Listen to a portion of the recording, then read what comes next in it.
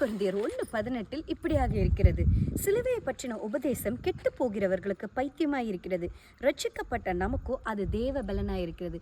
ஆமாங்க, சிலுவை பற்றின உபதேசம் அதை புரிந்து கொள்ளாதவர்களுக்கோ அதை தெரியாதவர்களுக்கோ நம்மளை பார்த்தால் பைத்தியக்காரர்கள் போல தெரியும்.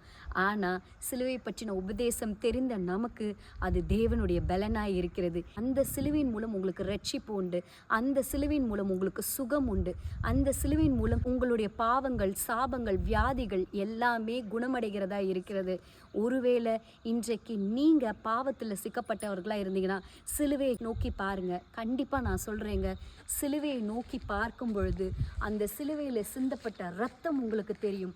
அந்த இரத்தத்தின் மூலம் உங்கள் பாவங்கள், உங்கள் வியாதிகள், உங்கள் சரீர பலவீனங்கள், பரம்பரை சாபங்கள் எல்லாமே கழுவப்பட்டு நீங்கள் சுத்திகரிக்கப்பட்டு நீங்கள் நீதிமான்களாக காணப்படுவீர்கள்.